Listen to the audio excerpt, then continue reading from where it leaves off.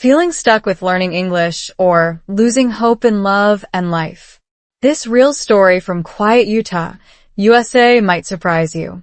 Through slow conversations, cultural differences, and one unexpected relationship, I discovered something powerful, sometimes a peaceful place.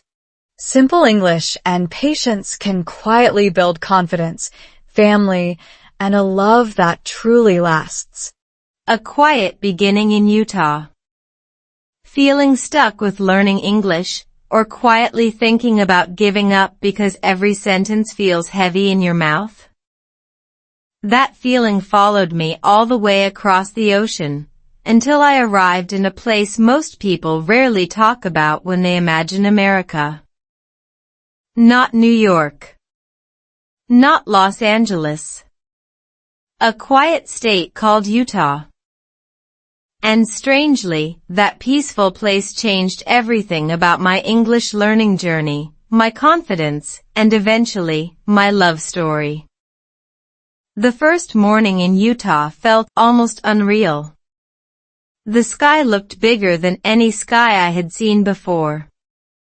The air was dry, cool, and incredibly calm. No loud traffic. No crowded streets. Just wide roads, distant mountains, and neighborhoods that looked like postcards. At first, that silence made me uncomfortable. Because when life becomes quiet, your thoughts become louder. And one thought kept repeating in my head. My English is not good enough. If you are learning English right now, you probably know that voice. The one that whispers small doubts every time you try to speak. What if I say the wrong word? What if people laugh? What if they don't understand me? Psychologists actually have a name for this feeling. It's called language anxiety. Studies in second language learning show that many adults are not afraid of grammar. They are afraid of embarrassment. Your brain tries to protect you. So it says, stay quiet. And that is exactly what I did during my first weeks in Utah. I spoke as little English as possible. At the grocery store, I used short sentences. Thank you. Yes. No problem. When the cashier asked something longer, my brain froze like an old computer. Have you ever experienced that strange moment? You know the words in your head, but they refuse to come out of your mouth. That happened to me many times. One afternoon, I walked into a large American supermarket for the first time alone. Everything looked unfamiliar. The bread was huge. The milk came in giant bottles. Even the cereal aisle looked like a colorful museum. I stood there holding a box, reading the label slowly. A friendly employee walked by and asked, "Can I help you find something?" My brain instantly panicked. I understood the question. But my mouth forgot English. After a few seconds, I simply smiled and said the safest sentence I knew. I'm just looking. He nodded and walked away. But something interesting happened in that moment. Instead of feeling embarrassed, I felt curious. Because the man spoke slowly. His voice was calm. And suddenly, I realized something important. Maybe English conversations do not need to be perfect. Maybe they just need to be simple and real. That small thought became the beginning of a new way for me to learn spoken English naturally. Later that evening, I took a walk around the neighborhood. Utah neighborhoods are surprisingly peaceful. You can hear birds, wind, and sometimes children laughing in the distance. As I walked, I noticed something about American life in this place. People moved slowly. Neighbors waved at each other. Someone watered their garden. A family rode bicycles together down the street. It felt very different from the busy cities many people imagine when they think about the United States lifestyle. And that quiet environment did something unexpected to my brain. It reduced my stress. According to neuroscience research, when the brain feels calm, the hippocampus, the part responsible for memory and learning, works better.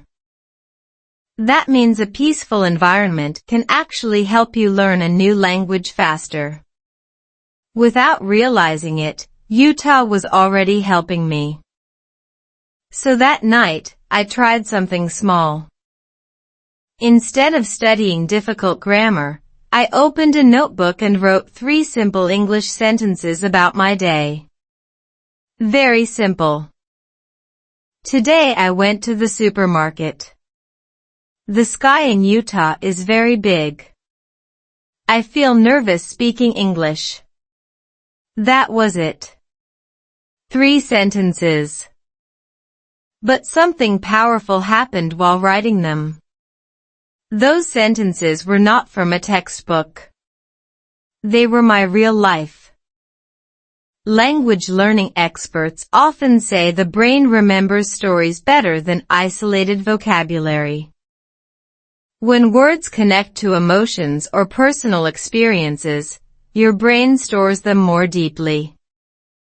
So I decided to turn my daily life in America into a small English story practice.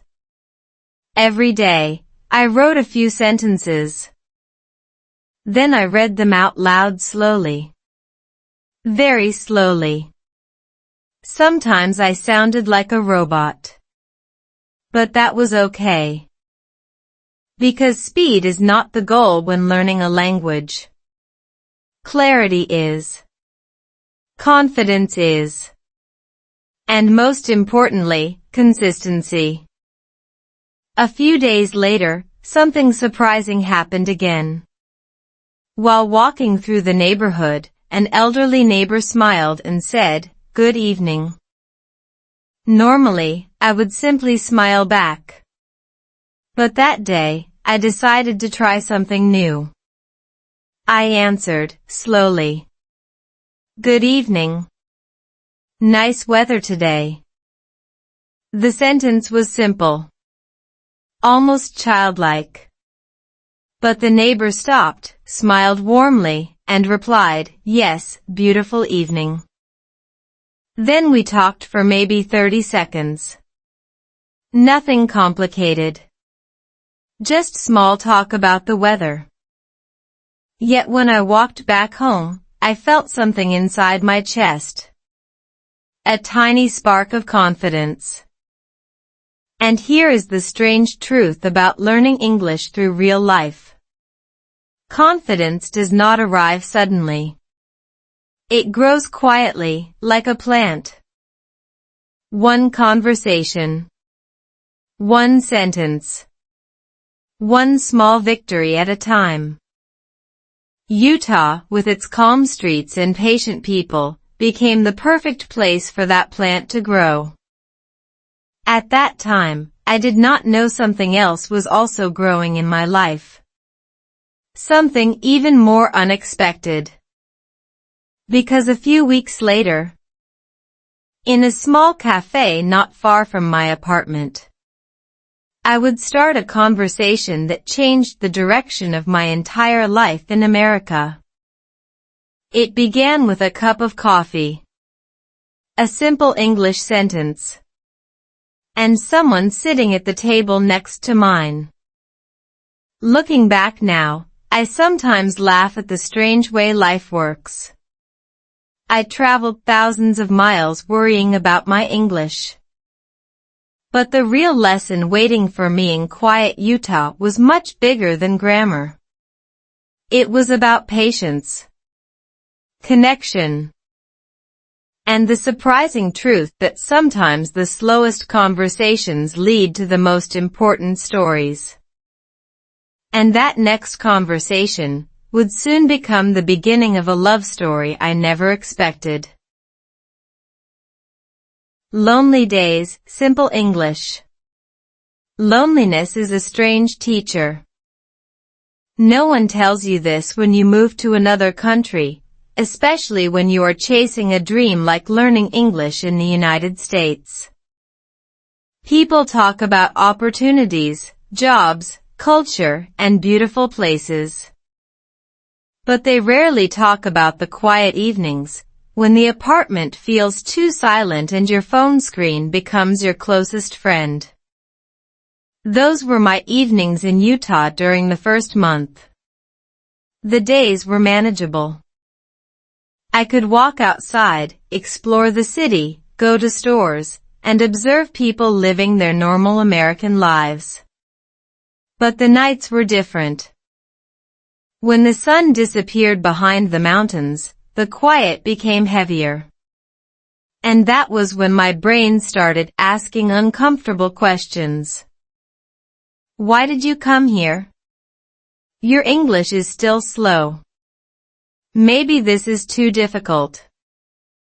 If you are trying to improve your English speaking skills, you may know this moment very well. It's the moment when motivation begins to fade. Many people stop learning not because English is impossible, but because loneliness slowly eats their confidence. There is actually research behind this. Studies on second language acquisition show that emotional state strongly affects language learning. When a learner feels isolated or discouraged, the brain produces more stress hormones like cortisol. And cortisol makes memory and speaking ability worse. In simple words, when you feel alone, English feels harder. That was exactly what happened to me. One cold evening, I sat by the window of my small apartment. Outside, the Utah street looked peaceful.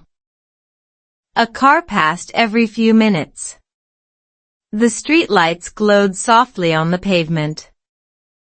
I opened my laptop and searched something many English learners search late at night. How to speak English fluently. Thousands of videos appeared. Speak English fast. Master English grammar. Become fluent in 30 days. But honestly, those titles made me feel even more tired. Because my problem was not speed. My problem was courage. So instead of watching another lesson, I tried something different. Something surprisingly simple. I started talking to myself. Yes, literally. At first it felt ridiculous. I stood in my kitchen holding a cup of tea and said out loud. Today was a quiet day. My voice sounded strange in the empty room. Then I continued. I went to the supermarket. I walked in the park. The mountains are beautiful. These were not advanced sentences. They were very basic daily English conversation phrases. But something interesting happened after a few minutes. My brain relaxed. Because when you talk to yourself, there is no judgment. No one corrects your grammar. No one looks confused. Your brain slowly realizes that speaking English is not dangerous. Language researchers sometimes call this low-pressure speaking practice. And it is incredibly effective. Athletes visualize movements before a competition. Musicians practice alone before performing. And language learners can speak alone before speaking with others. So every evening, I began a small routine. After dinner, I would walk slowly around my apartment and describe my day in simple English. Today the weather was cold. I saw a dog in the park. I learned a new word. Some nights I only spoke for 5 minutes. Other nights, maybe 15. But after 1 week, something amazing happened. My sentences became smoother. Not perfect, but smoother. And here is something most English learning tips forget to mention. Fluency often grows quietly. You don't notice improvement day by day. But suddenly one morning, your brain finds words faster than before. Around that time, I also started paying attention to everyday conversations around me. In grocery stores. In coffee shops. In parks. And I noticed something surprising about real American English. People speak much simpler than textbooks suggest. Short sentences. Clear words. Natural pauses. For example, one afternoon I heard 2 neighbors talking while checking their mailboxes. One said, "Cold today." The other replied, "Yeah, winter is coming." That was the entire conversation. No complicated grammar. Just communication. And that realization changed the way I practiced English. Instead of trying to sound impressive, I focused on sounding clear and natural. That night, I wrote a new sentence in my notebook. Simple English is powerful English. The next day, something else happened that made my lonely days slightly brighter. I discovered a small cafe near my apartment. The place looked warm and welcoming. Wooden tables, soft music, and the smell of fresh coffee filled the air. It was the kind of place where people opened laptops, read books, or quietly talked with friends. I ordered a coffee using my now famous short sentence style. "1 coffee, please." The barista smiled and asked, "Hot or iced?" For half a second my brain panicked again. But this time, I answered quickly. "Hot, please." 2 words. Victory. Sometimes English-speaking confidence grows from victories that look ridiculously small. I sat near the window with my coffee and opened my notebook again. Outside, snow had started falling gently over the Utah street. It felt peaceful. For the first time since arriving in America, loneliness did not feel like an enemy. It felt like space. Space to learn. Space to grow. Space to think. I wrote another simple sentence. Maybe quiet places help people find their voice. At that moment, I had no idea how true that sentence would become. Because that small cafe would soon become a very important place in my life. I would return there again. And again. And one ordinary afternoon, while practicing my slow English and drinking coffee, someone would sit at the table next to mine. Someone who would hear my careful, simple English. Someone who would smile and start a conversation. A conversation that would slowly turn into friendship. And eventually, something much deeper. Looking back now, it's funny how life works. The days I once called lonely days in Utah were actually preparing me for something beautiful. Because sometimes the quiet chapters of life are not empty. They are simply the beginning of the most important story. And in my case, that story was about to begin, in the most ordinary way possible. With a simple question. Inside that small cafe. A small cafe, a first conversation. Some of the most important moments in life begin in the most ordinary places. Not on a dramatic stage. Not during a perfect plan. Sometimes it begins with a quiet afternoon, a warm cup of coffee, and a sentence you almost didn't say. That was exactly how one unexpected conversation began inside that small cafe in Utah, USA, the same place where I had been quietly practicing my slow English speaking practice for several weeks. The cafe slowly became part of my routine. Every afternoon around 3 o'clock, I would walk there with my notebook. The barista already recognized me. She would smile and ask the same question. The usual? And I would answer proudly with my simple English. Yes, 1 hot coffee. Small progress, but progress. The cafe itself was cozy and calm. Soft jazz music played in the background. Large windows allowed sunlight to spill across the wooden floor. Some people worked on laptops. Others read books quietly. It was the perfect place for someone trying to learn English through real-life conversations. And that particular afternoon looked exactly the same at first.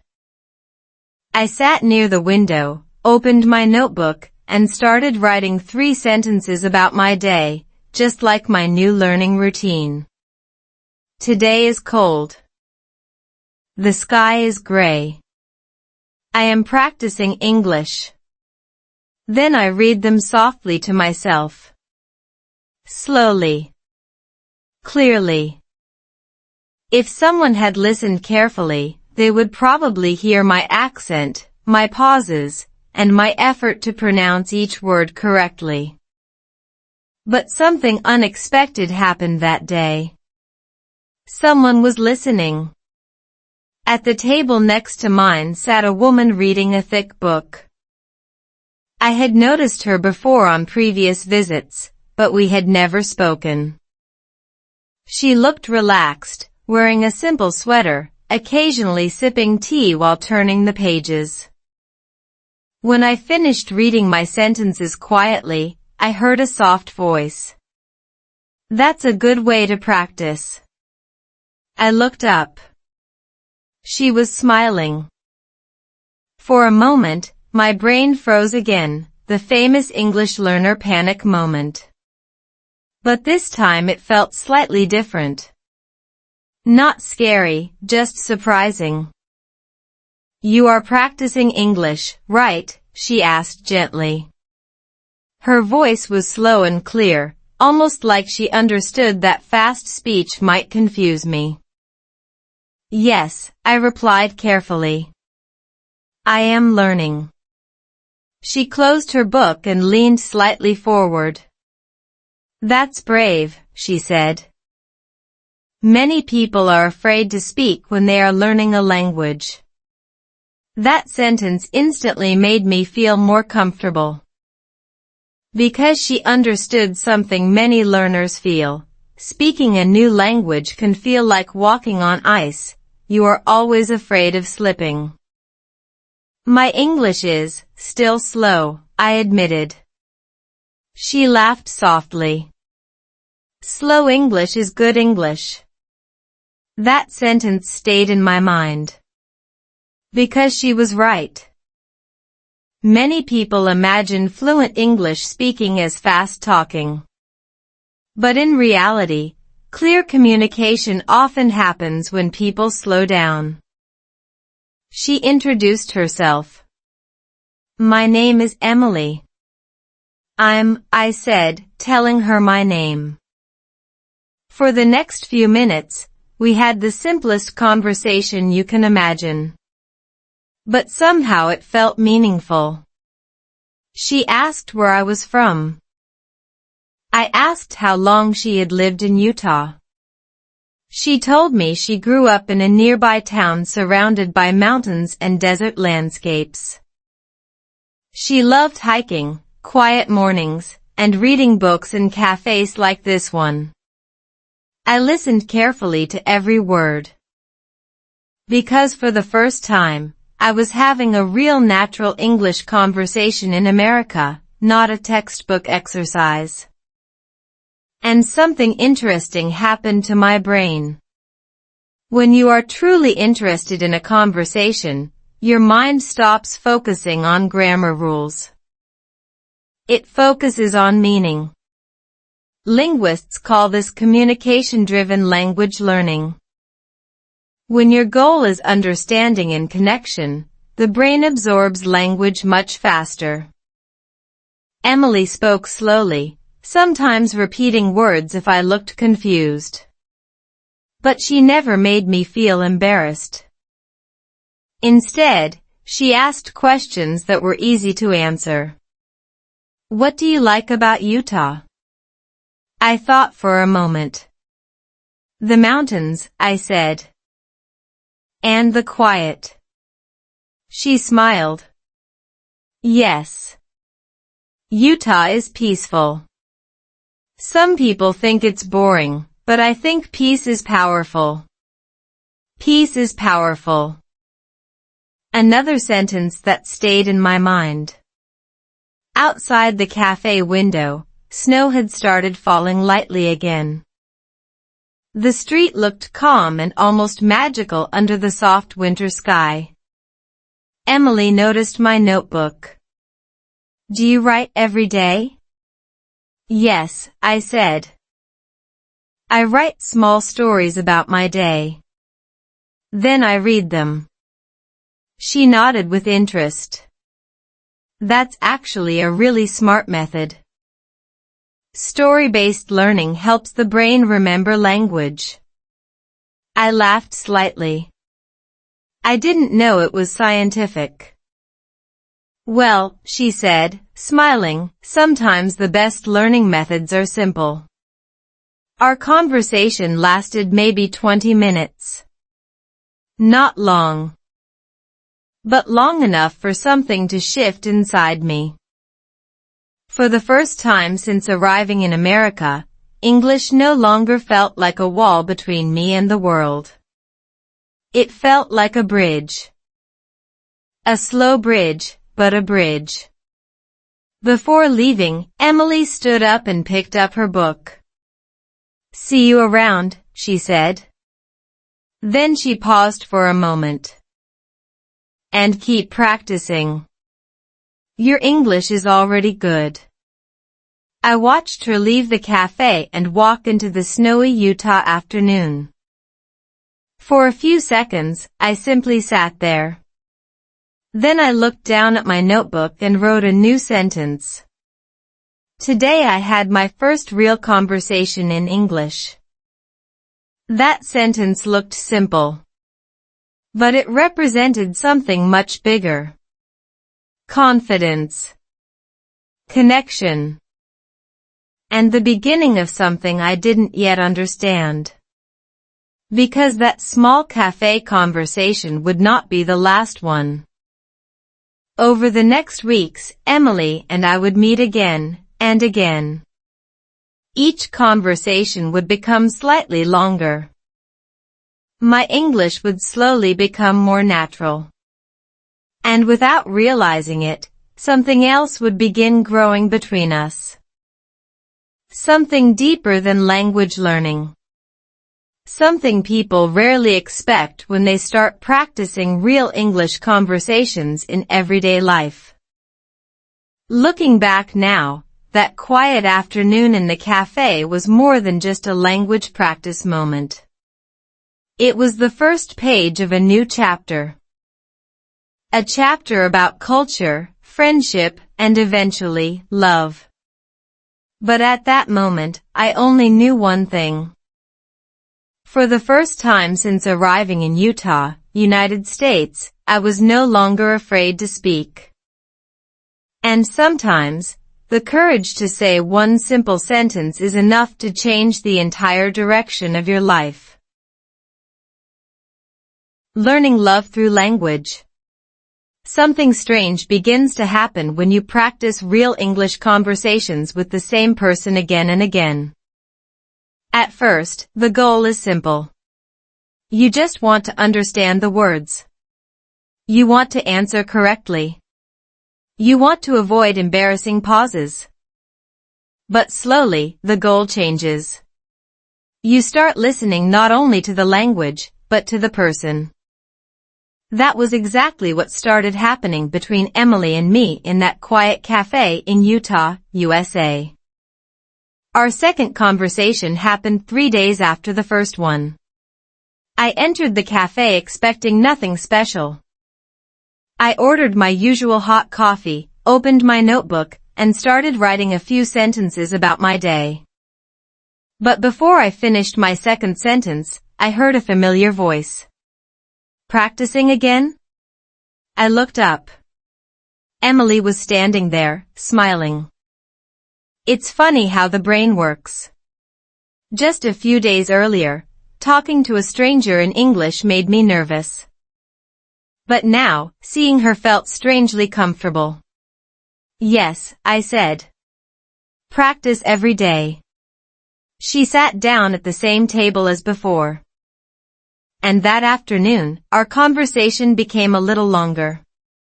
We talked about simple things again. Favorite food. Weather in Utah. Music. But something important was changing inside my mind. During the first conversation, I had to translate almost every sentence in my head. My brain worked like a slow dictionary. But this time, something new happened. Some sentences came out naturally. Not perfect. But natural.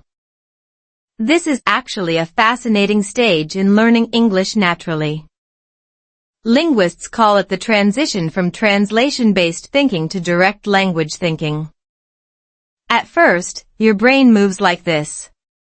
Native language translation English sentence. But with enough real conversations, your brain begins to skip the translation step. You simply think and speak. That afternoon, I noticed the first signs of this change. Emily asked, "Do you like living in Utah?" Without translating in my head, I answered. Yes. It's peaceful. My mind feels calm here. The sentence surprised even me. Because it came out smoothly. Emily noticed too. See, she said. Your English is getting better. I laughed. Maybe Utah helps. She nodded thoughtfully. You know, many people move to big cities when they come to America. But quiet places can be powerful. When life slows down, people notice things they normally ignore. That idea stayed with me. Because something similar was happening in our conversations.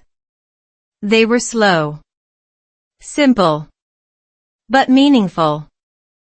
The next week, our small cafe meetings became a quiet routine. Not planned. Just natural. Sometimes Emily arrived first. Sometimes I did.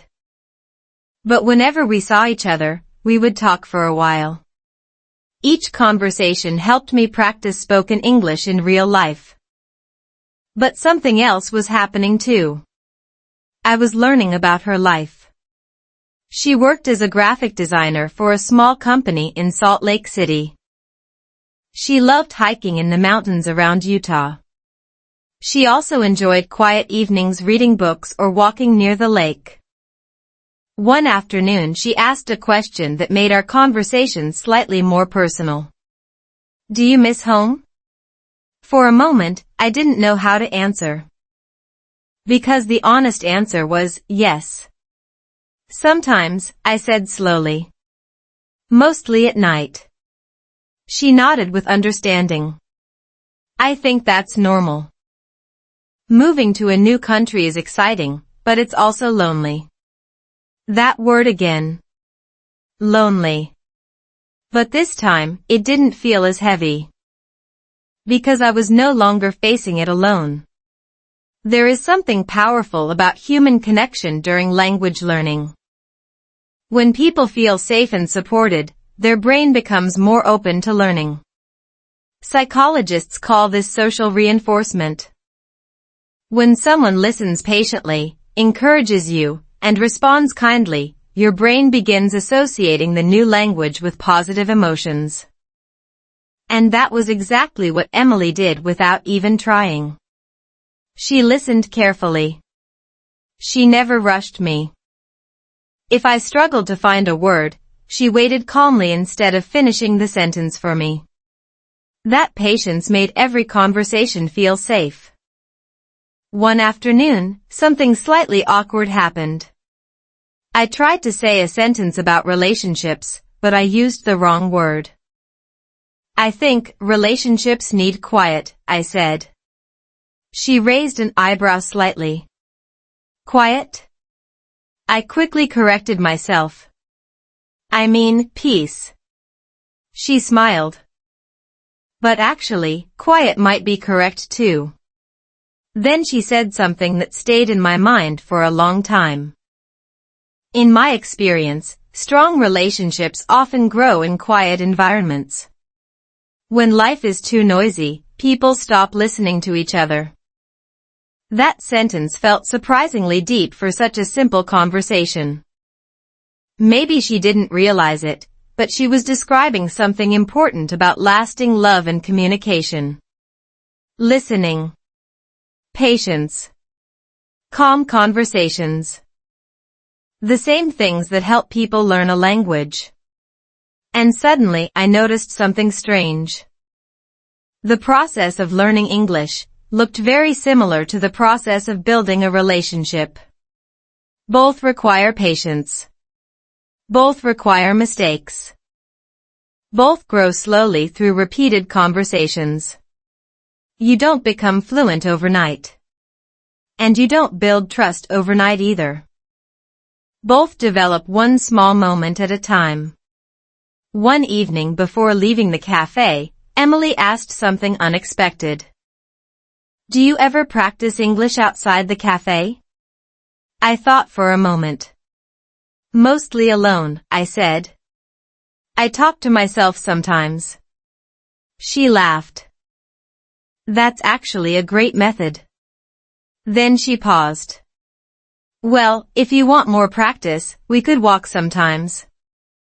Talking while walking makes conversations easier. Walking conversations. That sounded interesting. Yes, I said. That would help. And just like that, our quiet cafe conversations began expanding into something new. Walks around the neighborhood. Short hikes on nearby trails. Longer talks about life. About dreams. About family. At that moment, I still believed this was simply a wonderful English learning friendship. But looking back now, I realized something important. Sometimes love doesn't begin with dramatic feelings. Sometimes it begins with small conversations. Slow English. Shared silence. And two people who simply enjoy talking to each other. In the peaceful landscapes of Utah, those conversations were slowly building something much deeper than language practice. Something neither of us fully understood yet. But soon, life would introduce our first real challenge. Because every good story, including love stories, eventually faces a moment of doubt. And ours was coming sooner than I expected. Cultural differences at home. Here is a question that many people don't think about until it suddenly appears in front of them. What happens when two people from different cultures begin building a life together? At first, everything feels exciting. You learn new foods, new traditions, new ways of speaking. Every difference feels interesting, even charming. But sooner or later, those differences stop being interesting and start becoming real. That was exactly the stage Emily and I slowly entered as our conversations moved beyond coffee and casual walks into deeper parts of life. By that time, our routine had changed again. Instead of meeting only in the cafe, we often walked together in a quiet park not far from downtown. Utah parks are beautiful in a quiet, natural way. Wide grass fields, tall trees, and distant mountains watching over everything like silent guardians. Those walks became our favorite place for real English conversation practice. Something fascinating happens when people talk while walking. Psychologists say movement relaxes the brain, making conversations flow more naturally. Your mind stops overthinking grammar and starts focusing on ideas. And during those walks, our conversations became more personal. One afternoon, while watching children play near a small lake, Emily asked a simple but important question. Do families work differently in your country? I smiled slightly. That is a big question. Because it was true. In many cultures around the world, family is not just parents and children. It includes grandparents, cousins, uncles, aunts, sometimes living very close to each other or even in the same house. In my family, I explained slowly, people visit each other often. Family dinners are loud. Many opinions. Emily laughed. That sounds fun. Then she thought for a moment. In the United States, families are often smaller and more independent. People move away for work or school. Sometimes they only visit during holidays. That difference surprised me at first. Because in many places, family is a daily presence. Advice comes from everywhere, parents, relatives, neighbors. But in America, especially in places like Utah communities, independence is very important. Young adults often make decisions about careers, relationships, and life direction on their own. Neither system is better or worse. Just different. And those differences slowly became topics in our conversations. One evening during our walk, we passed a house where a family was having dinner outside in their backyard. String lights hung above the table, and everyone was laughing together. Emily pointed at them. That reminds me of my childhood. Big family? I asked. Not really, she said. But we spent a lot of time outdoors together. Utah families love simple things, barbecues, hiking, camping. Simple life. That phrase appeared often when people described Utah lifestyle and culture. People there often value quiet neighborhoods, strong communities, and balanced family life. Compared to many big American cities, life moves slower. And that slower rhythm started shaping our relationship too. One day, while walking along a trail surrounded by tall pine trees, Emily asked another thoughtful question. What kind of family do you want someday? That question surprised me. Because it was not just casual conversation anymore. It was about the future. I took a moment before answering. A peaceful one, I said. She looked curious.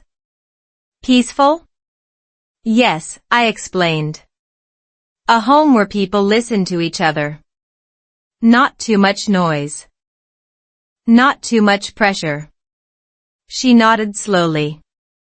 I think I want that too. It was one of those quiet moments where two people realize they share similar values. Not because they planned it, but because their experiences slowly revealed it.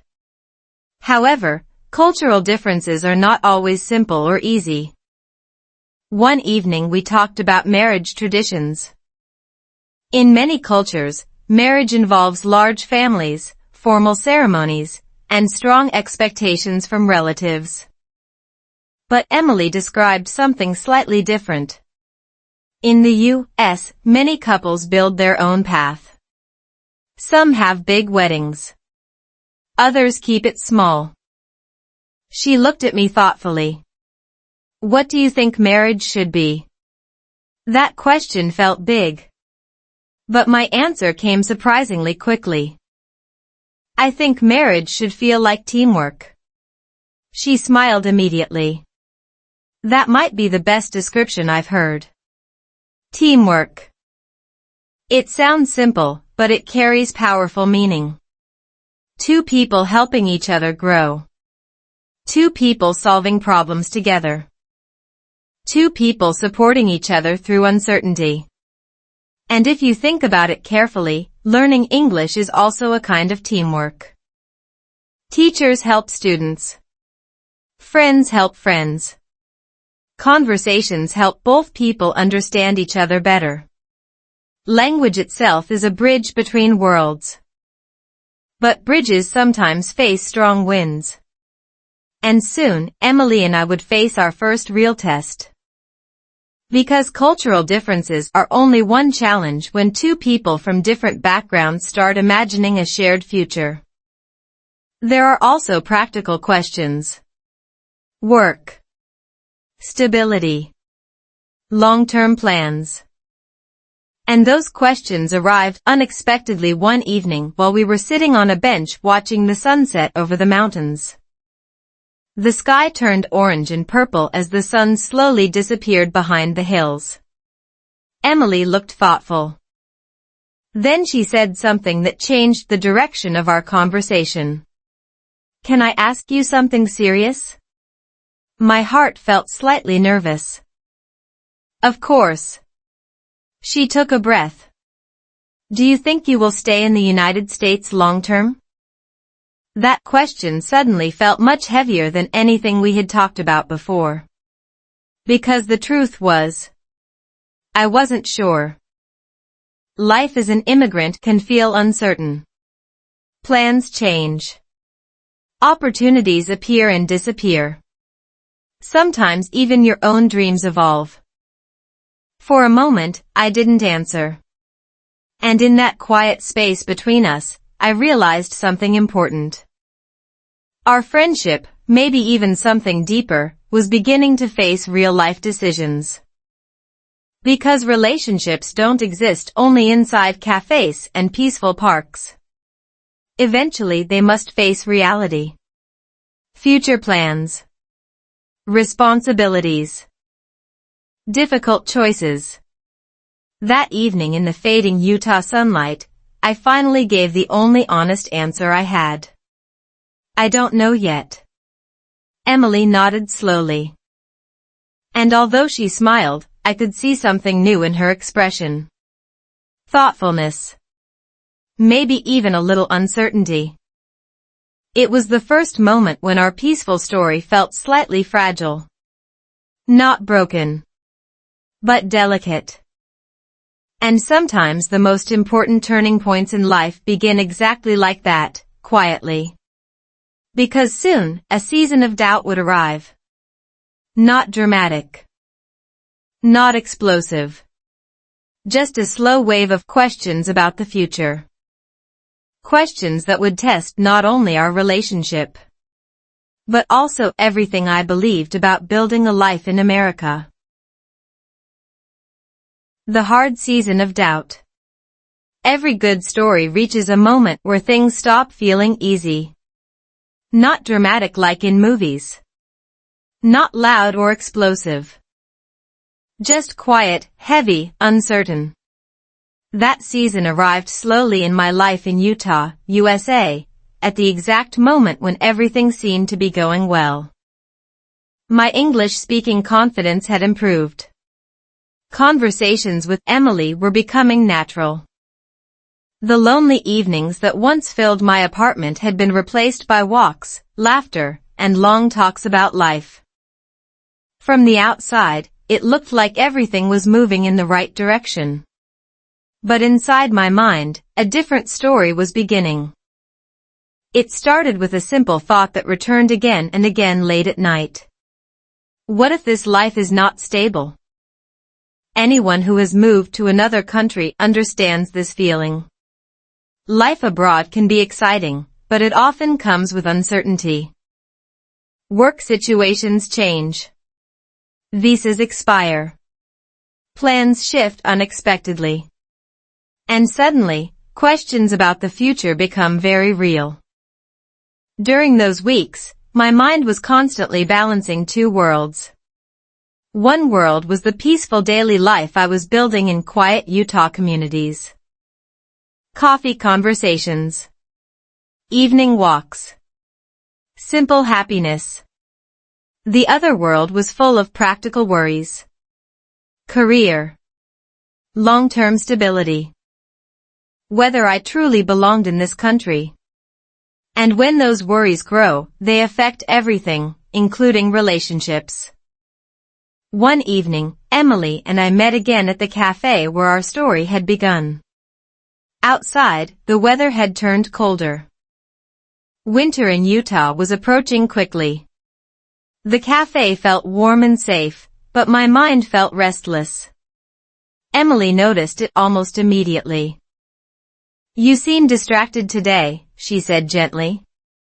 I tried to smile. "Just thinking." She leaned forward slightly. "About what?" For a moment, I considered giving the easy answer. "Nothing." But relationships, like real English communication, only grow when people speak honestly. So I decided to tell the truth. "About the future," I said. She listened quietly. "I'm not sure what my life here will look like in a few years," I continued. "Sometimes the uncertainty makes me nervous." Emily nodded slowly. "I understand that." But even though she said those words, I could see something behind her expression. Concern. Because uncertainty doesn't affect only one person in a relationship. It affects both. Psychologists often talk about something called future stability in relationships. When two people begin imagining a life together, their sense of security becomes important. Not just emotional security. Practical security too. Where will we live? What kind of life can we build?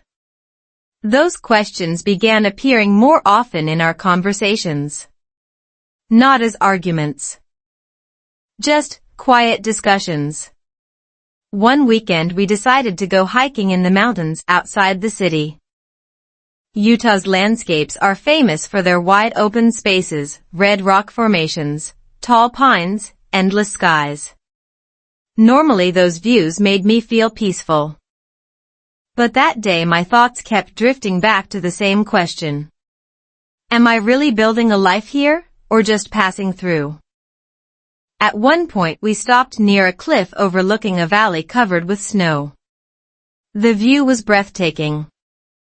Emily stood beside me, looking at the mountains. Then she asked something that felt both simple and powerful.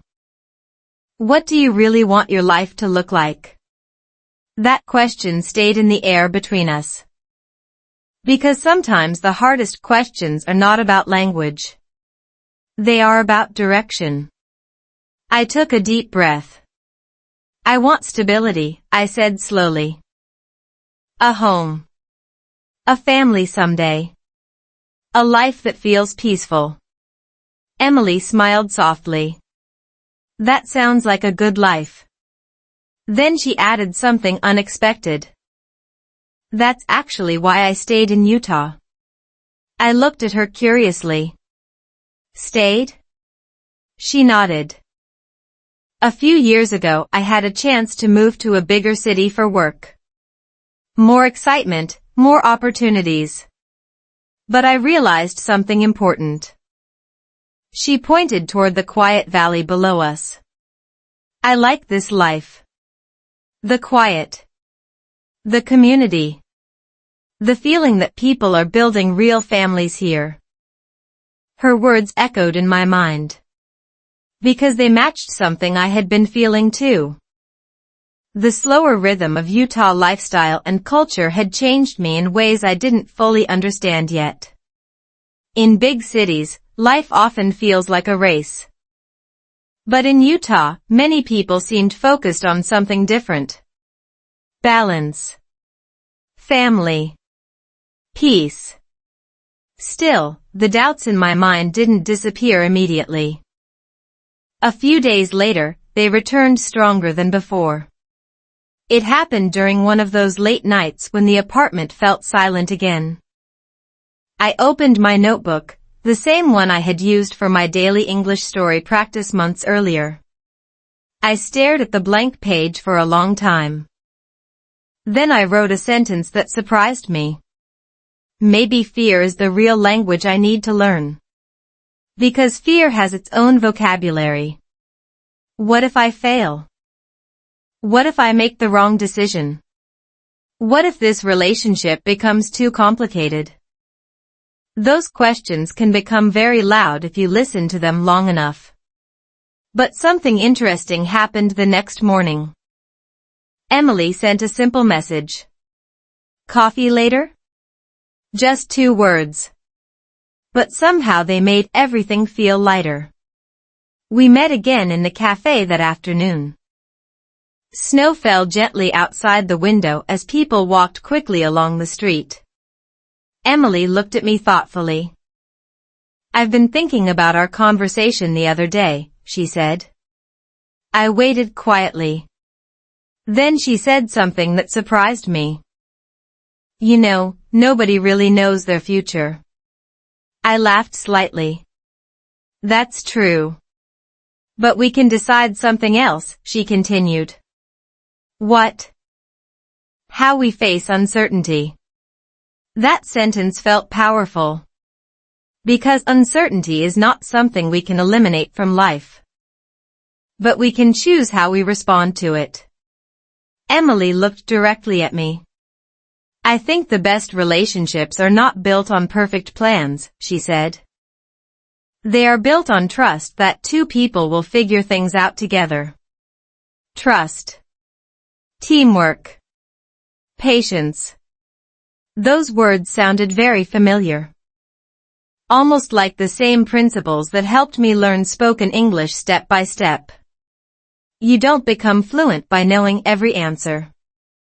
You become fluent by continuing the conversation, even when you're unsure. And maybe relationships work the same way. That afternoon, something shifted inside my mind. The doubts did not disappear completely. But they became quieter. Because I realized something important. The future doesn't need to be perfectly clear. Sometimes it only needs 2 people willing to walk forward together. Still, our story was not finished testing us yet. Because soon another question would appear, one that would push our relationship to the edge of a very important decision. A decision about where life was going. And whether building a family in quiet Utah was truly possible for us. Slow English, strong connection. Here is a surprising truth that many people overlook when trying to improve their English speaking skills or even when building a relationship. Fast communication is not always good communication. In fact, sometimes the strongest connections are built through slow, thoughtful conversations. That lesson slowly revealed itself during one quiet winter in Utah, USA. When the world outside became covered in snow and life seemed to move at a gentler pace. By that time, Emily and I had already shared many conversations, inside cafes, on hiking trails, during evening walks through peaceful neighborhoods. But something interesting was happening to the rhythm of those conversations. They were becoming slower. Not because my English was weak. But because we both started valuing something different. Listening. You see, When people learn real English conversation, they often focus on speaking faster. They believe fluency means rapid sentences and impressive vocabulary. But linguists studying natural language communication discovered something surprising. Meaningful conversations often contain more pauses. Those pauses allow people to think, to feel, to truly understand each other. And that winter, our conversations began to include many of those thoughtful pauses.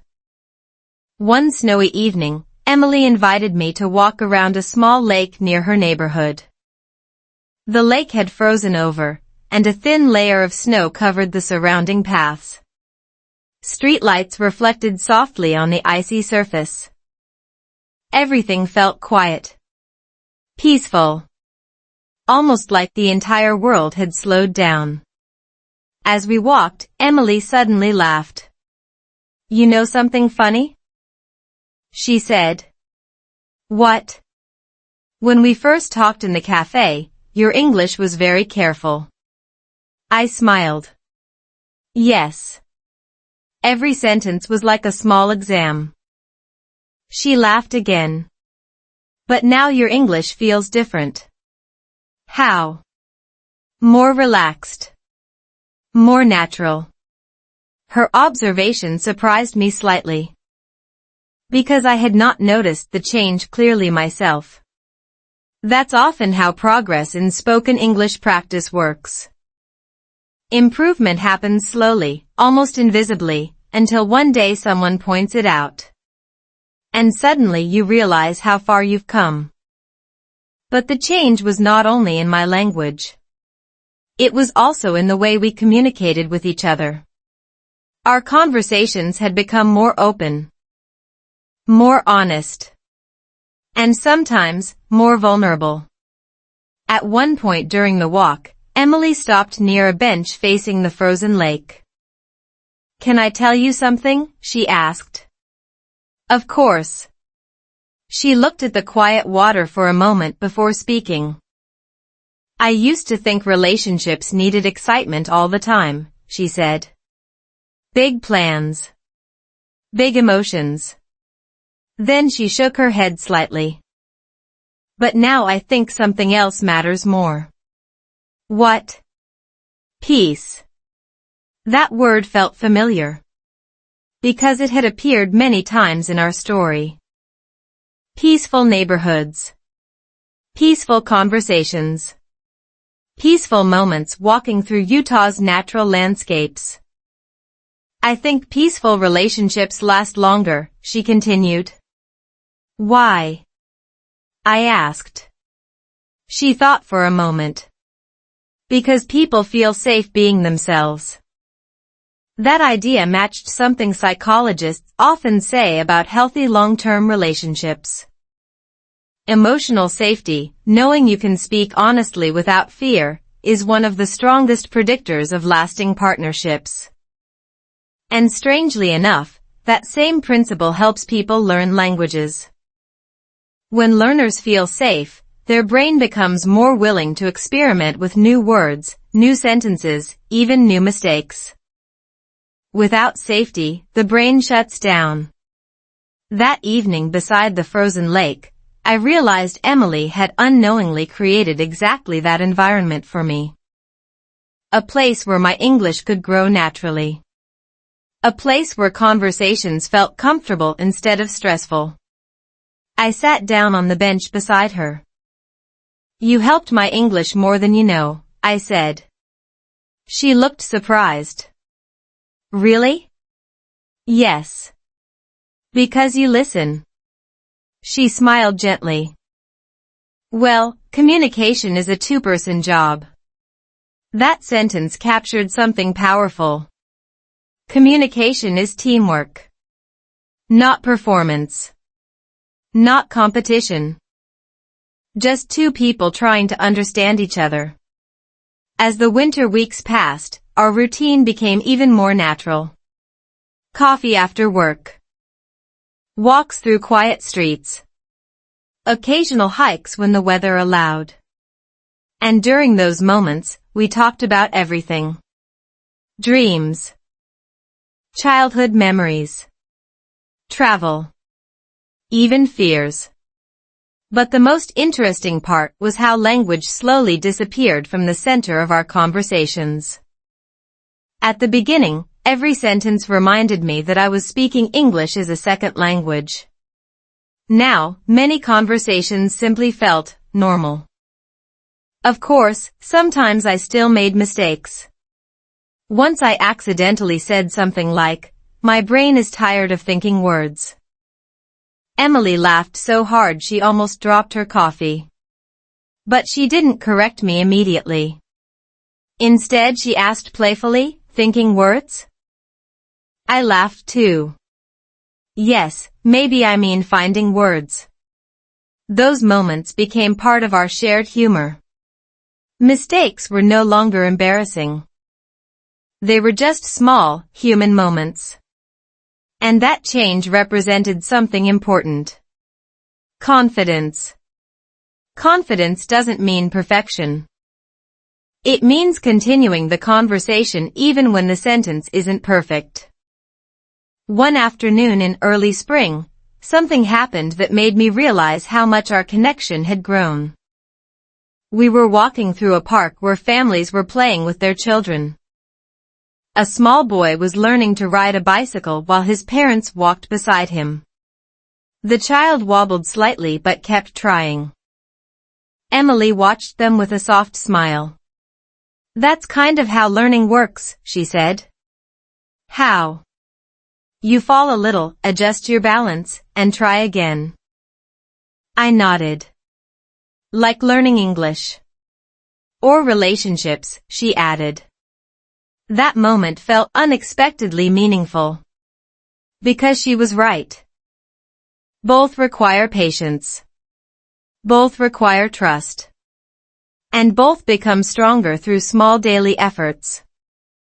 As we continued walking, a quiet thought appeared in my mind. Something had changed between us. Our conversations were no longer just friendly. They carried something deeper. Something warmer.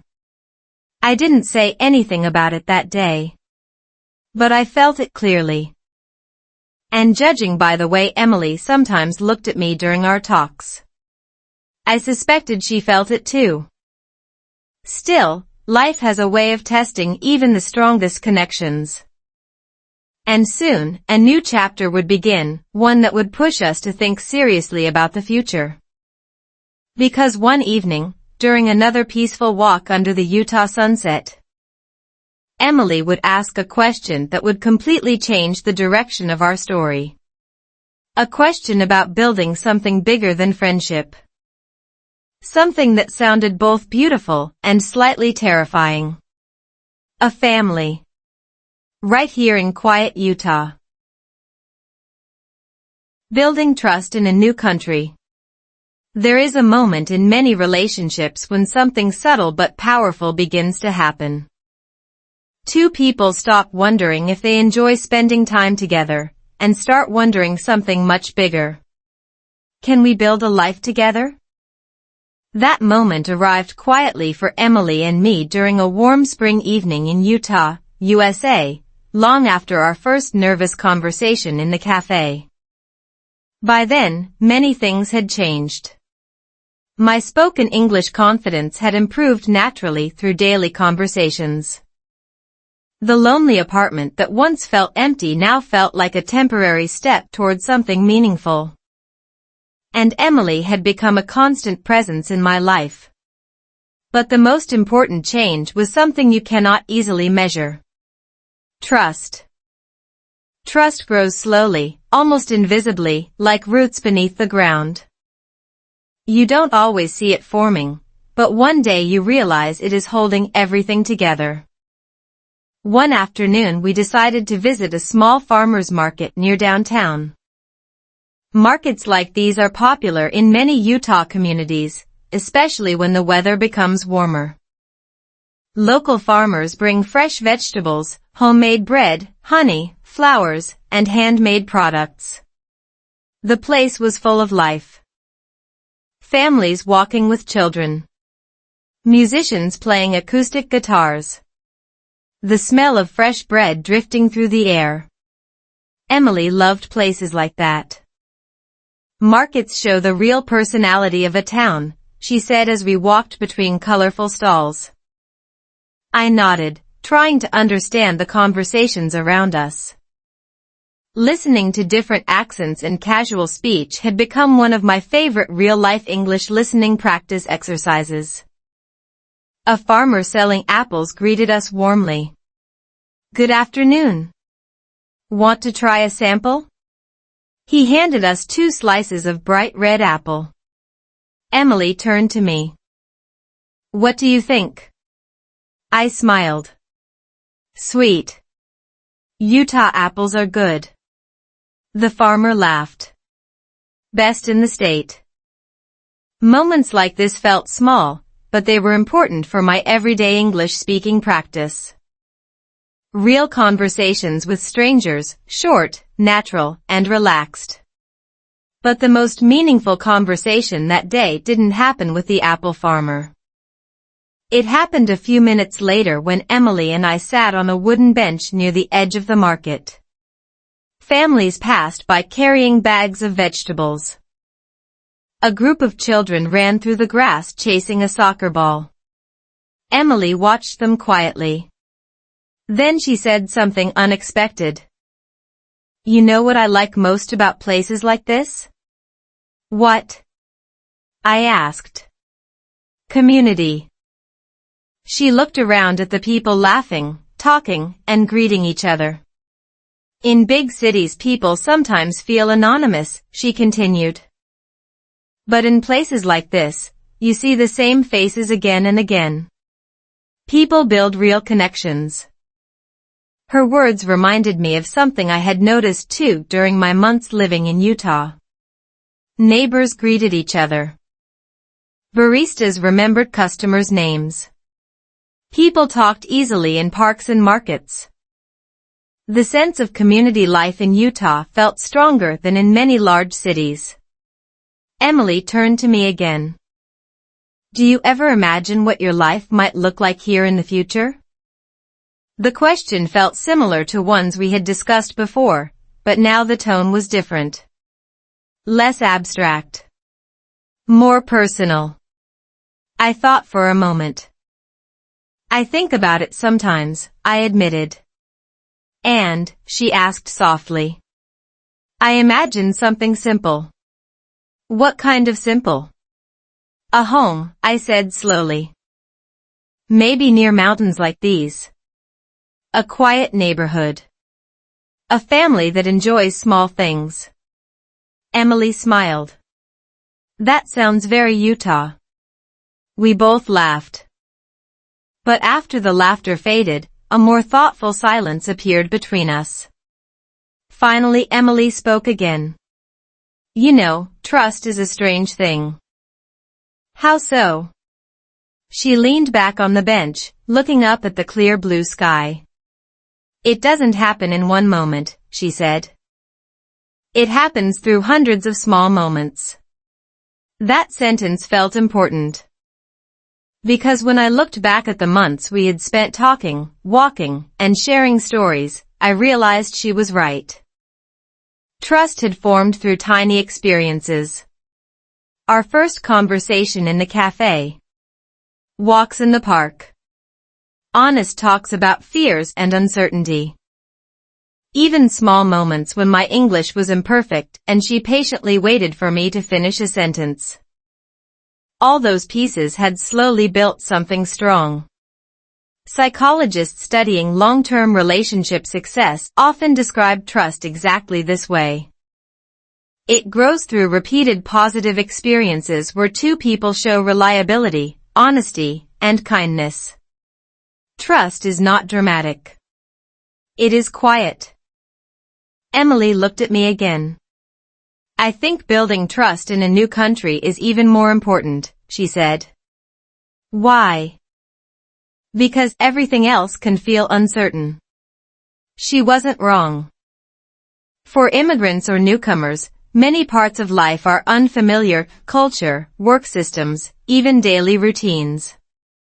But relationships can become anchors, stable points in an otherwise changing environment. I think you've built a life here already, Emily continued. I raised an eyebrow. Really? She nodded. You've learned the language, you've adapted to the culture, and you've created meaningful connections. I smiled slightly. You are one of those connections. Her expression softened. I'm glad. For a few seconds we simply watched the families moving through the market. Then Emily said something that felt both simple and profound. You know what trust eventually leads to? What? Building something together. The phrase sounded almost like the title of a new chapter in our story. Building something. A future. A shared life. But building anything meaningful requires decisions. And decisions sometimes feel scary. Because once you begin imagining a shared future, the relationship becomes more than friendship. It becomes possibility. As the afternoon sunlight slowly turned golden over the market, Emily asked one more quiet question. Can I tell you something honestly? Of course. I think we've built something really special, she said. My heart beat slightly faster. I think so too. She looked at me carefully, as if measuring the meaning of her next words. But if we keep moving forward, she continued, we should probably start asking an important question. What question? She took a slow breath. What kind of life do we want to build, together? That moment felt like standing at the edge of a new path. Exciting. But also uncertain. Because the next steps would no longer be just about conversations, walks, or practicing English in daily life. They would be about commitment. About imagining a shared home. Maybe even a family. And soon, that possibility would lead us to one of the most important decisions of our lives. Marriage and a simple promise. Some decisions in life arrive quietly, but once they appear, they change everything. No fireworks. No dramatic music. Just a moment when two people look at each other and realize the same thought has been slowly growing in both of their minds. Maybe we should build a life together. That moment arrived for Emily and me during one of those peaceful evenings that had become part of our routine in Utah, USA. Spring had fully arrived by then.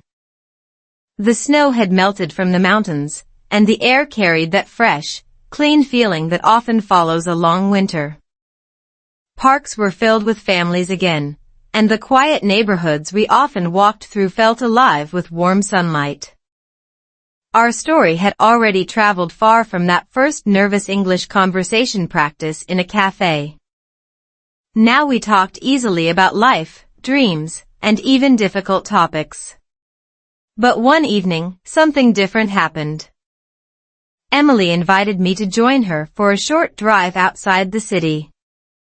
Utah is famous for its landscapes, and only a short distance from town you can find hills, open valleys, and quiet places where the sky seems endless. We parked near a small overlook where people often stop to watch the sunset. The sky that evening looked incredible, soft orange and deep blue stretching across the horizon. A gentle breeze moved through the grass around us. For a while, we simply stood there in silence.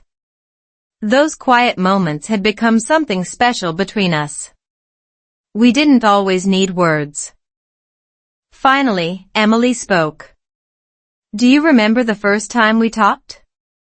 I laughed. In the cafe? Yes. You told me my slow English was good English. She smiled. And it was. That memory felt strangely important.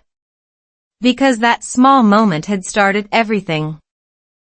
The beginning of real-life English conversations, the beginning of trust, and eventually the beginning of something much deeper. Emily looked at the sunset for a moment before continuing. You know what I've been thinking about lately? What? The future. That word again. But this time, it didn't carry the same uncertainty it once had. Now it felt like an invitation. I've been thinking about it too, I admitted. She turned toward me slightly. What kind of future do you imagine?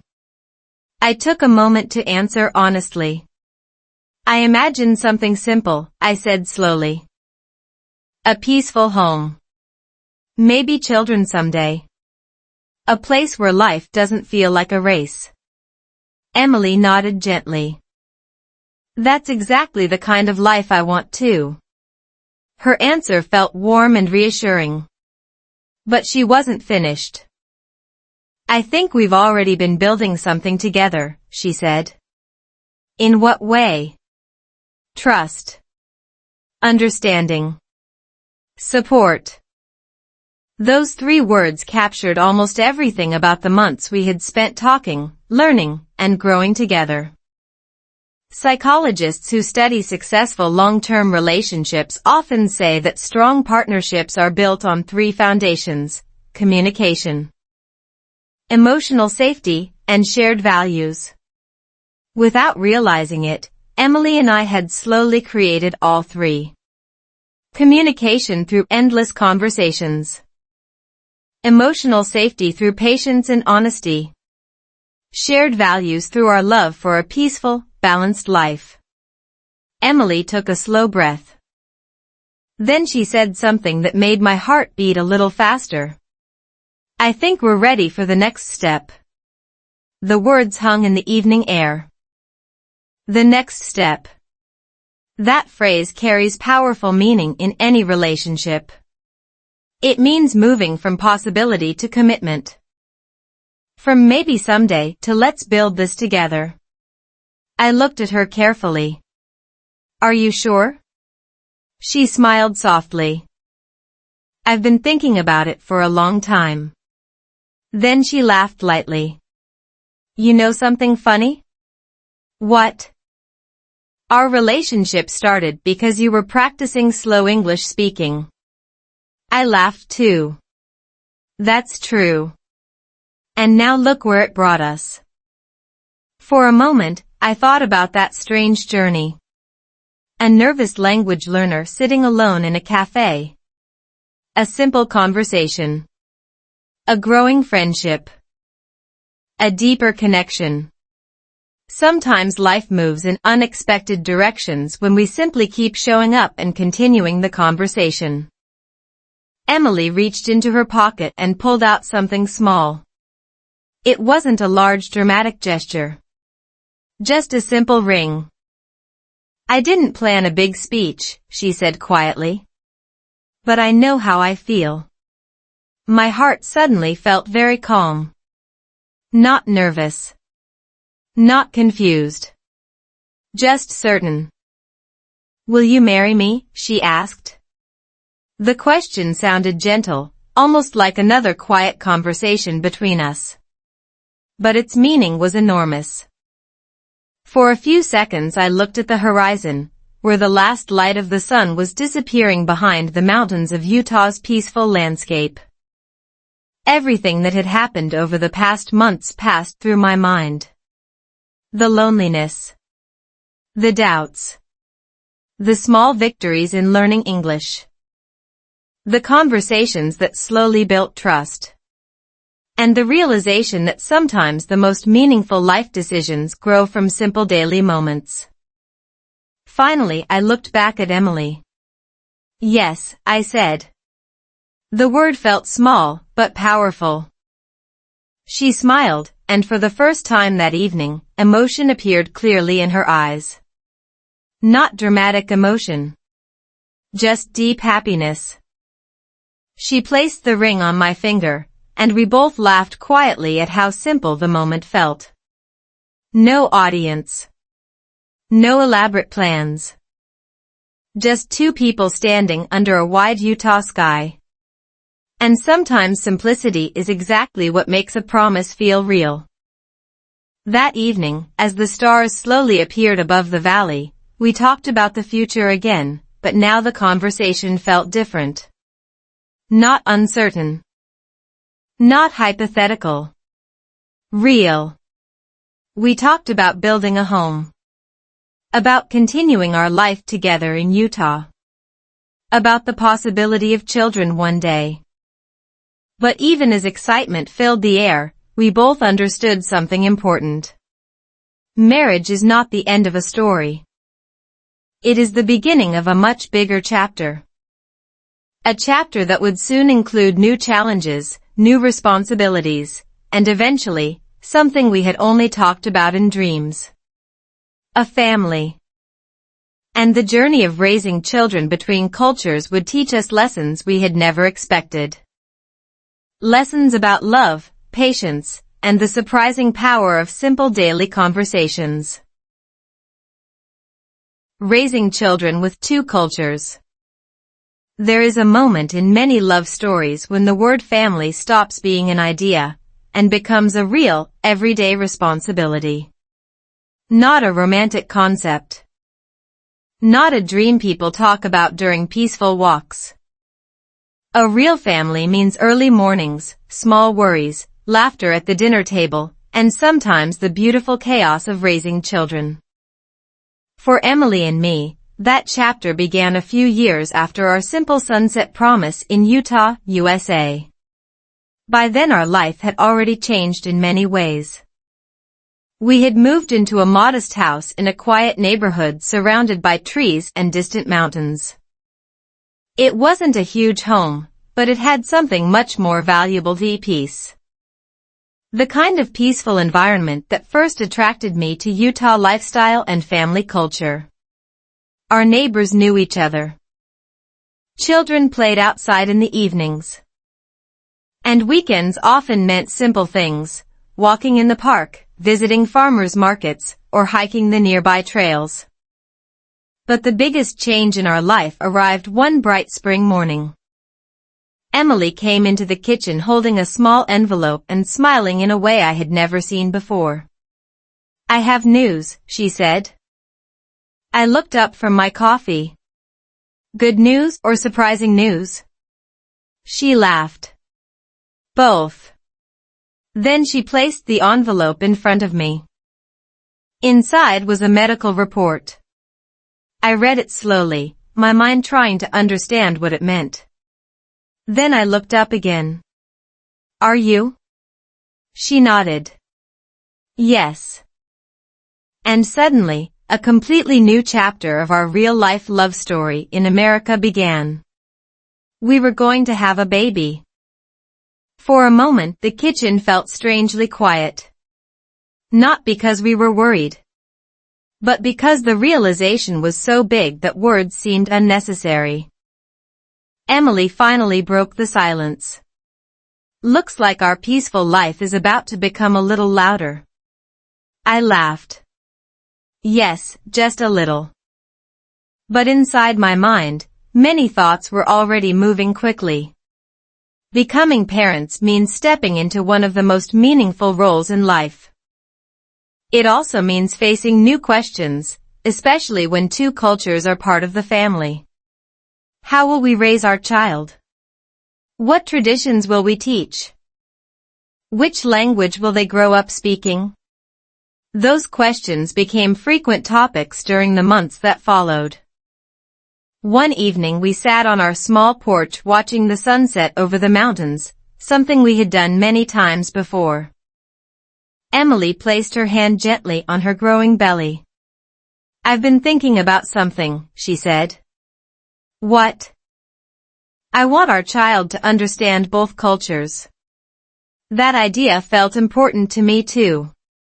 Because growing up between cultures can be a powerful gift.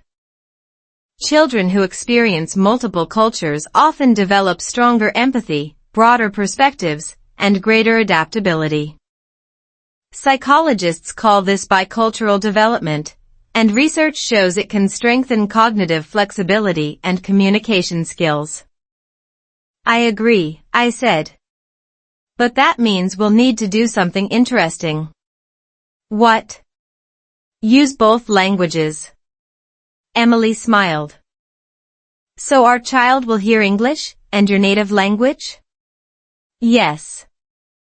Raising children in a bilingual home can feel challenging at first. But studies show that bilingual children often develop strong cognitive abilities, including improved memory and problem-solving skills. And more importantly, language becomes a bridge connecting them to both sides of their heritage. Months later, the big day finally arrived. Hospitals are strange places during emotional moments. Everything feels both fast and slow at the same time. Doctors moving quickly. Machines beeping softly. And two people sitting there realizing their life is about to change forever.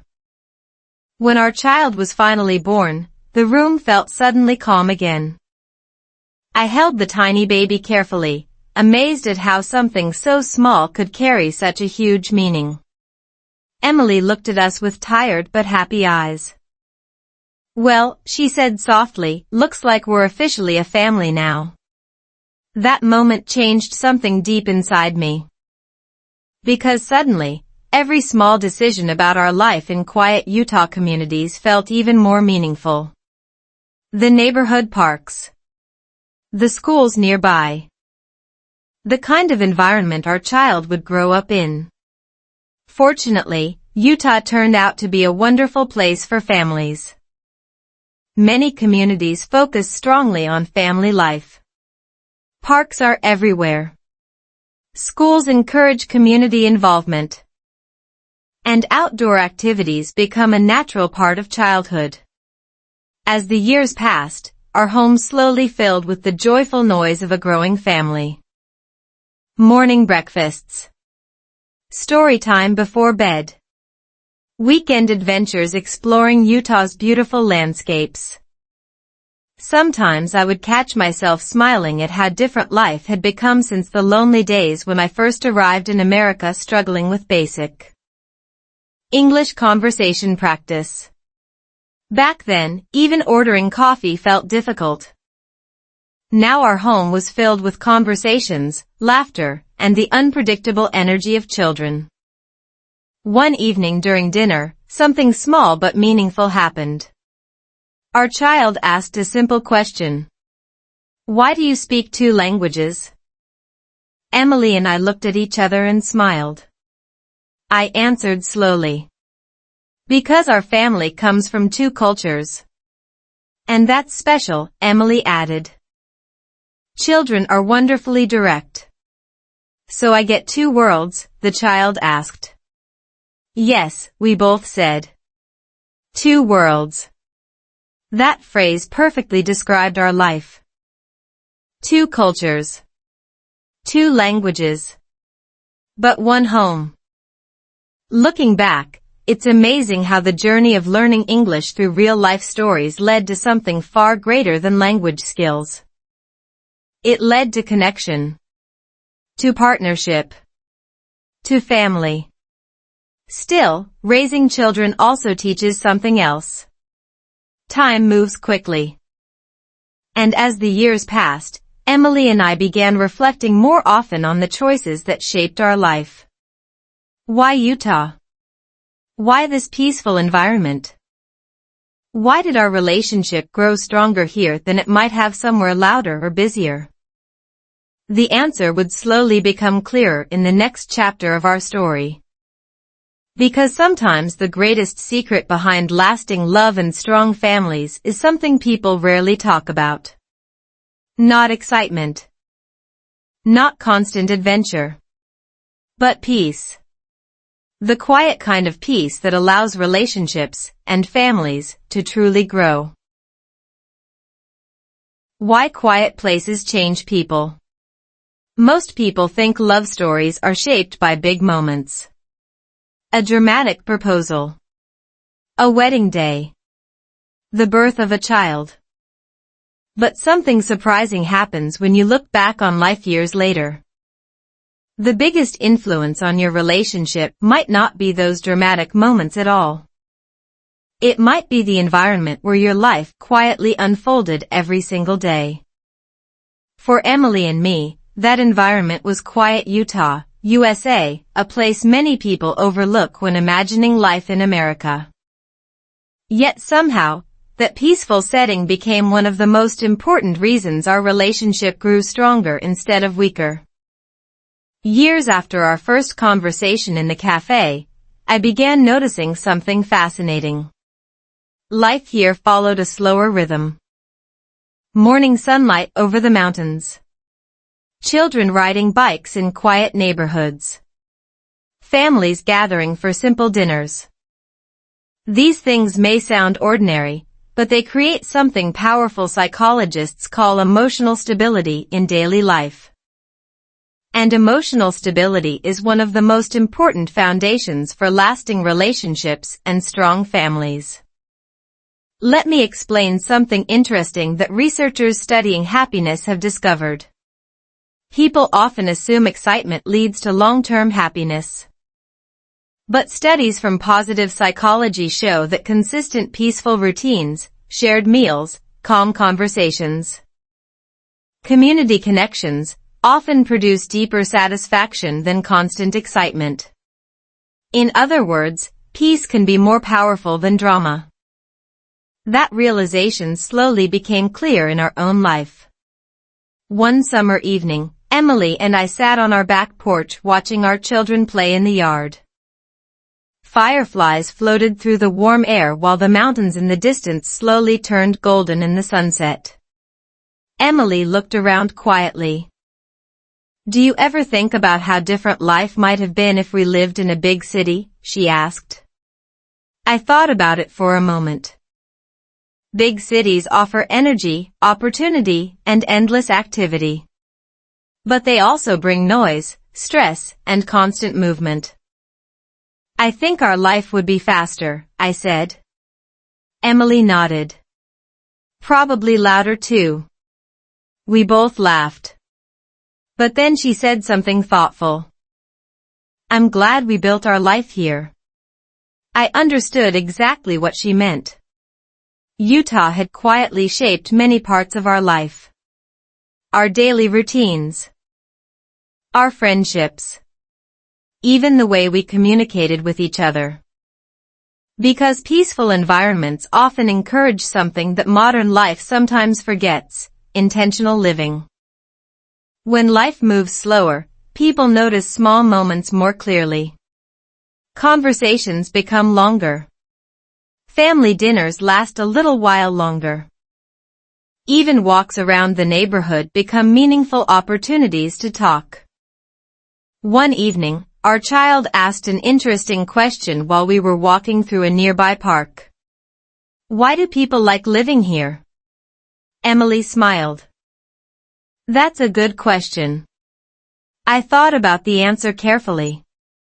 "Because life feels balanced," I said. Balance. That simple word describes something many people search for without realizing it. Balance between work and rest. Between ambition and family. Between excitement and peace. Utah seemed to offer that balance naturally. Many families in our community valued time together. Weekend activities often involved nature, hiking, camping, visiting lakes or mountains. These simple outdoor experiences created something psychologists call shared positive experiences, which strengthen family bonds. And that environment helped shape our children too. Instead of growing up surrounded only by screens and busy city noise, they experienced something different. Wide open skies. Quiet parks. Neighbors who actually knew each other's names. One afternoon I watched our children playing soccer with other kids from the neighborhood. Parents sat nearby talking and laughing while the sun slowly moved across the sky. At that moment, a thought appeared in my mind. Years earlier, I had arrived in Utah worried about something simple, how to speak English confidently. Back then my world felt small. Every conversation felt like a challenge. Every sentence required courage. Now my life looked completely different. Not because my English had become perfect, but because language had helped me build something much bigger. Friendship, love, family, community. And that realization made me understand something very important about learning English through real-life stories. Language is not the final goal. Connection is. People don't learn languages just to memorize vocabulary or grammar rules. They learn languages to connect with other human beings, to share stories, to build relationships, to create a life together. That evening I told Emily something I had been thinking about. You know what's funny? What? She asked. When I first came to Utah, I thought I was just learning English. She smiled curiously. And now? Now I realize I was learning how to build a life. She laughed softly. That's a pretty good lesson. But it was true. Language opened the door. Conversations built trust. Trust built love. And love eventually built a family. Looking around our quiet neighborhood that evening, I realized something else too. Peace is not boring. Peace is powerful. Because in peaceful environments, relationships have room to grow slowly and naturally. There is time to talk. Time to listen. Time to understand each other. And those simple daily interactions, thousands of small conversations over the years, create something incredibly strong. A lasting partnership. A stable family. A meaningful life. But our story still had one final lesson to share. Because after many years of living in quiet Utah, Emily and I eventually discovered the deeper truth behind our journey. A truth that many people searching for happiness or love might overlook. It wasn't just Utah. It wasn't just language learning. It was something even simpler. The willingness to continue showing up every day and continue the conversation. And that final realization would bring our story to its quiet but powerful conclusion. Peace, love, and the life we built. Sometimes the most powerful life lessons appear when you stop rushing forward and take a quiet moment to look back. Years after arriving in Utah, USA, I found myself doing exactly that one calm autumn evening. The air was cool. The sky above the mountains had that soft golden color that only appears during early sunset. Leaves were slowly falling across the yard while our children played near the fence with their bikes. Emily was sitting beside me on the porch. We weren't talking much. And yet, the silence between us felt full of memories, laughter, and years of shared experiences. After a while, she said something simple. Do you remember your first weeks here? I laughed quietly. How could I forget? Back then, life felt completely different. I had arrived in America carrying two things, a suitcase and a lot of uncertainty. My English was slow. My confidence was fragile. Even ordering coffee required courage. Those early days of learning English in real-life situations often felt intimidating. Every conversation felt like a test. Every unfamiliar phrase made me question whether I truly belonged here. But something interesting happened along the way. Instead of chasing perfect English, I started focusing on simple conversations. Daily interactions. Small moments. And those small conversations slowly built something much bigger than language skills. They built connection. That connection eventually led to Emily. And that relationship eventually led to the life we were living now. A peaceful home. Children playing in the yard. A relationship that had grown stronger through years of shared experiences. Emily looked at the mountains in the distance. "You know what I think is funny," she said. "What?" "When we first met, you were practicing slow English speaking." I smiled. "And now we have a whole family that never stops talking." She laughed. "That's true."